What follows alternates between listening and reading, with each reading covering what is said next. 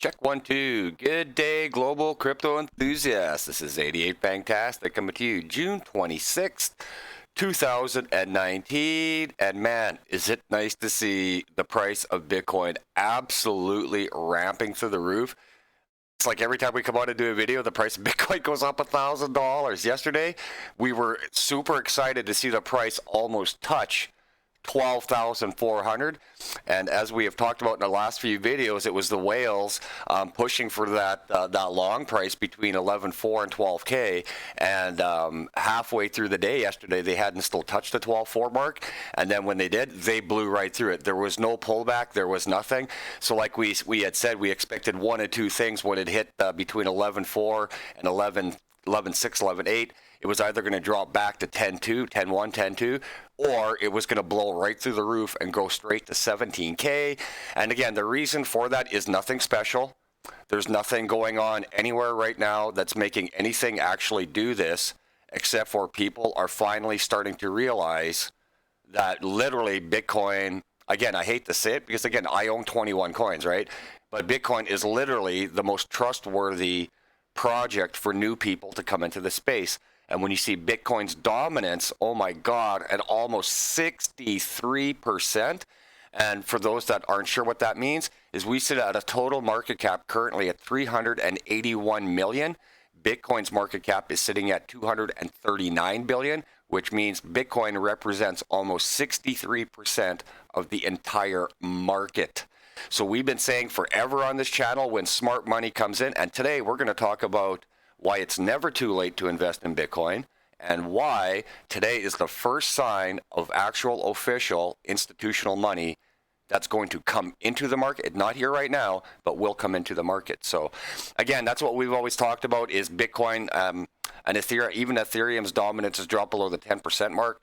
So even right now, you got 100% and 63% are in Bitcoin. Almost 10% are in Ethereum. I think XRP's in that 5% mark, and then the rest are just wherever they are, right? So let's just have a look at movers and shakers in the last 24.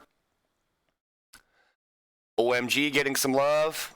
Nice little chart there. I mean, everybody's chart this week should look really good. Really, really good. Egretia, Elastos, Alibaba Coin. And you know what's really cool? Is you see Bitcoin. Like, how rare do you actually see Bitcoin when it's green in the top, whatever? Look at that, though. 18% for Bitcoin over the last 24. Super awesome. Who's in the red? Most of the guys that were in the green yesterday. Hypercash had that massive. Look at Hypercash had what? A full 6 day, about a 5.5 day solid run over there. So anyways, we didn't want to stay over our coin market cap too long. We got 2 articles in the news for you guys, and then we want to show you something really cool with Bitcoin wallets, and these articles will kind of lead into one another. I actually had a bit of a theme today. See the market scaling back just a little bit as we're going through here. And again, I got the active price of Bitcoin in the top corner for you guys right there. So over here, over at Cointelegraph, and again, I'm not here to bash anybody. I just wanted to make my own personal opinion on something here as I'm just finishing off my morning smoke. And a sip of coffee, of course. Okay, so what we're seeing lately in the last, since the rush, since Bitcoin's actually pushed through that 11K mark, so we'll say in the last 2 weeks with the announcement of the Facebook Libra coin. And what I am seeing everywhere is that virtually every media source is using the Facebook Libra coin as the sole excuse of why Bitcoin and the price is ramping up. And they keep saying with the upcoming Facebook coin and this is what's propelling Bitcoin. It's not. There's no money in the Facebook coin for any of us to take out right now in order to put into Bitcoin. So in theory, I don't know how they can possibly say that the Facebook Libra coin scare is what's pushing Bitcoin, because it's completely not. And they're completely false in saying that and totally wrong in saying that. Where that money for Bitcoin is coming from is you go back to the exact 2 days when Bitfinex and Binance and Bancor all had announced that that they had a certain date that they had to cut off U.S. citizens, and U.S. citizens were therefore responsible to remove their coins off of those exchanges and do whatever with them. Well, what do you think all of those people did? it's pretty damn obvious that 90 to almost 100% of those people took their money out of the shitty altcoins, whether they took a loss or a profit, and they took them out of those exchanges and they put it all back into Bitcoin, and they continue to do so. They have, I do believe it's until September 1st to get their money off of these exchanges. So now what you're seeing is everybody's trying to trade, make a quick profit, and every little bit of profit that's coming out of those are the three big ones: Binance, Bittrex, and whoever I just said there. But there was between at least Bancor 7 to 9 total exchanges that actually had to remove coins by September. So ask yourself, do you really think those people wanted to take all of the hassle of going through the KYC, the AML, all of that to get signed up in order to actually get some crypto? For what? To sell it back out into Tether and take a loss? Fuck no. They sold it all out and they put it all into Bitcoin and a little bit of everything else. But 63% of it obviously went into Bitcoin, right? So when you see people talking about the price movement and it has to do with the Facebook thing, again, like we've said 101,000 times on this show, most of these people have no fucking idea what they're talking about because they have no actual business experience, and they're just a bunch of YouTube guys scabbing off of because they got into the market earlier than everybody else. Again, all of the YouTubers that don't know shit with all of the 50,000 to 500,000 subs, they were just the first movers in the market, the same as anything else. All right, now when I said earlier institutional money was about to start coming in, this is it right here. And this article is over at Markets Insiders. This is from late yesterday. Fresh off a failed bid to join the Fed board, Stephen Moore is reportedly starting a decentralized central bank for cryptocurrencies. We're just going to run through. Oh my God, I hate missing teeth. I went through some of this last night, so some of the highlights for you guys. Stephen Moore is a former Trump nominee for the Fed board. He was also rejected. Has joined a group of entrepreneurs who are trying to build a decentralized central bank. The company hopes to stabilize cryptocurrencies by regulating their supply in the same way the Fed monitors the supply of U.S. money. The bank will be called Decentral and will issue its own tokens in exchange for other cryptocurrencies, according to the report. This is the other part I wanted here. The goal of the bank is to balance the volatility in the crypto markets by controlling the supply of cryptocurrencies, similarly to how the Fed oversees the supply of the money. Okay, so what do we have here? This is both ways. It's literally the same concept, idea of what the Facebook thing was in the background. Okay, you got to follow me on this one. So when you hear the Facebook coin and you see this thing with the Fed and former Fed bankers and all of this stuff, it's good that in the sense that it's going to gain more news traction, more social media traction, and on top of it, it's going to bring more new people and more money into the space. That's the positive. The negative is like we saw with the Facebook coin, and we're more than likely going to see with this one, is that these guys are going to all get together like Facebook did, grab all of the rich of all of their buddies like Facebook did, and they're going to try and make their wealthy buddies even more wealthy like Facebook did, and they're going to do everything completely backwards like Facebook did. Again, cryptocurrency is meant to be peer-to-peer, open source, and a sharing ecosystem. And what did you see with the Facebook coin? Exactly the opposite. Closed doors, private money, rich getting richer, and then you know what? Maybe then we're going to open it up to everybody else. That's what I think these guys are going to do.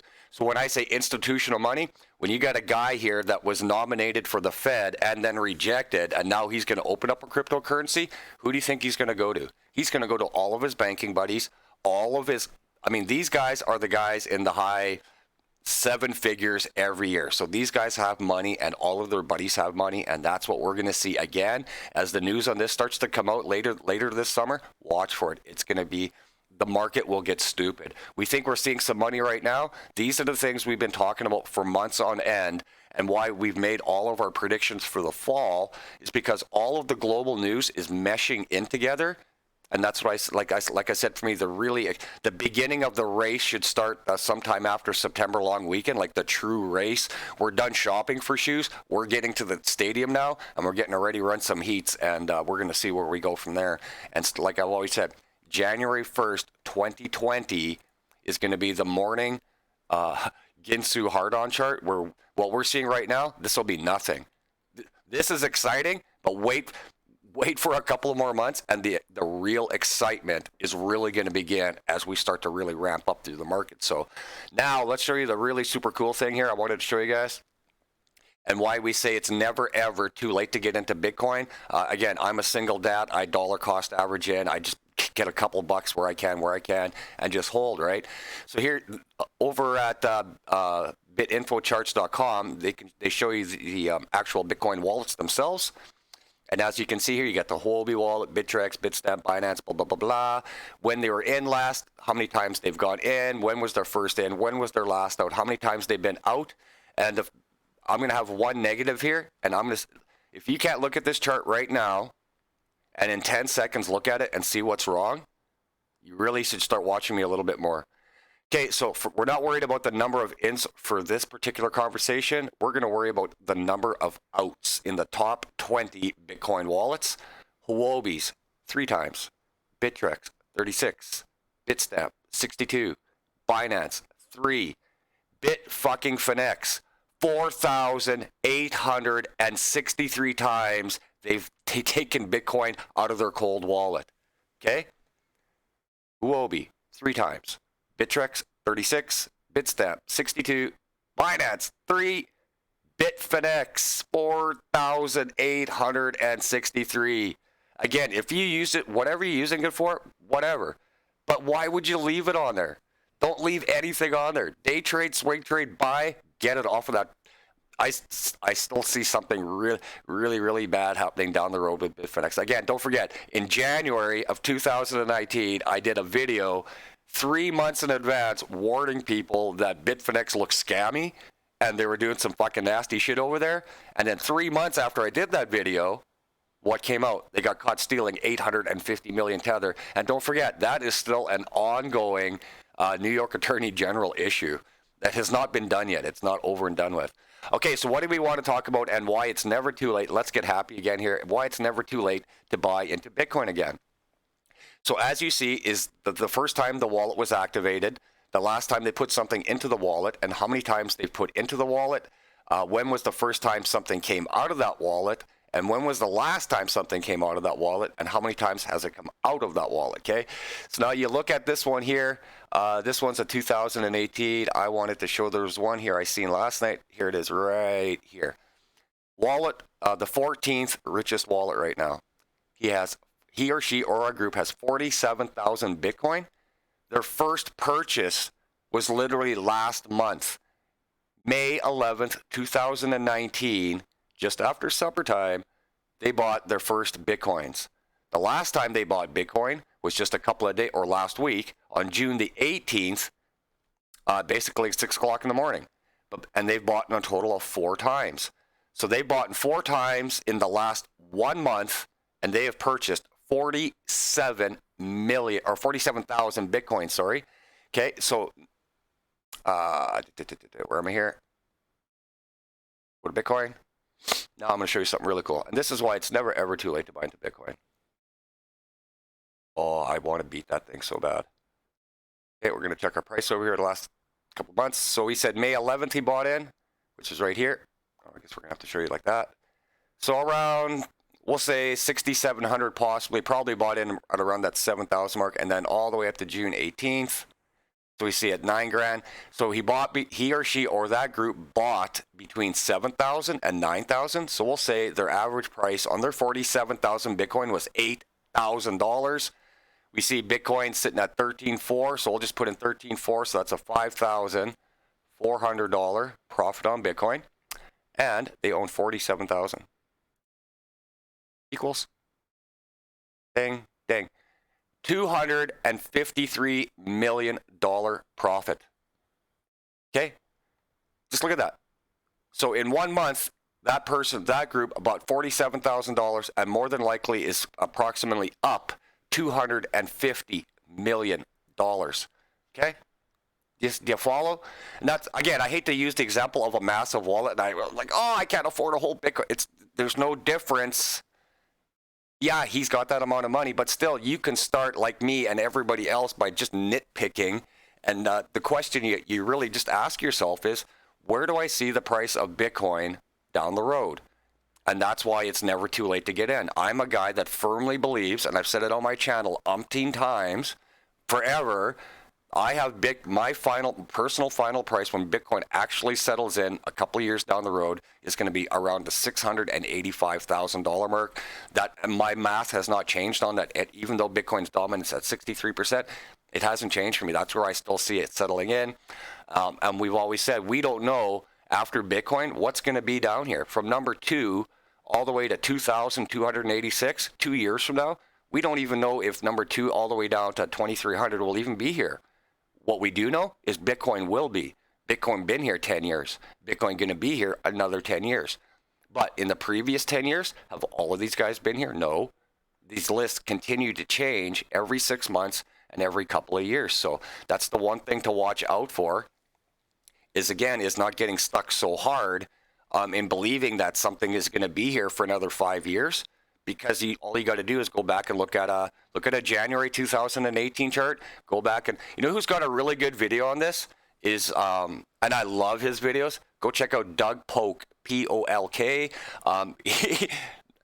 One or two of his videos ago, he did one where he actually kept the charts up and he showed you the last 3 years of charts. I think he did the top 15, and it'll blow you away because you'll see.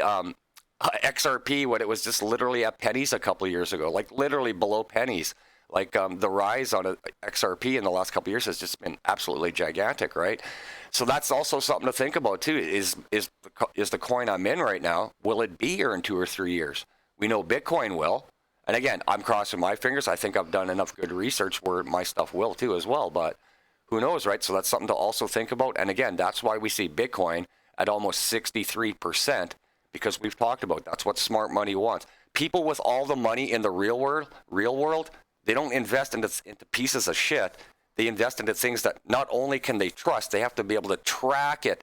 It's just there's a lot that goes into it. And again, like we see, who knows what the top 200 is going to be even in 3 months from now. So all I know is it's a very exciting time, and it's never, ever too late to get into Bitcoin. And now we start to see, like we said, with the Facebook coin coming in and its big announcement and totally basically getting rejected by the entire crypto community. And then we see now guys that are rejected Fed members, they see the potential of cryptocurrency. And you know, guys like that, they're going to get their buddies together, their rich little backdoor, all of their old money, and they're going to start doing it the same way that Facebook did. And again, it's not that I don't like it or whatever, but it's going to bring a lot of money and new people into the space. And that's the only two bonuses when you get conglomerates like Facebook and people that are attached to the Fed getting involved in crypto now. So it is an exciting time, and I'm going to stop babbling because I'm just looking at my screen here and we could probably just talk forever. So maybe we'll come on a little bit later. If not, I will see you guys tomorrow. Just wanted to show you it's never too late to get into Bitcoin. Dollar cost averaging if you have to, whatever it takes. Find a dip here and there, and that's all it takes. So anyways, it's 88 Fantastic showing you how to take a bite out of the cryptocurrency market. Have a great day, y'all.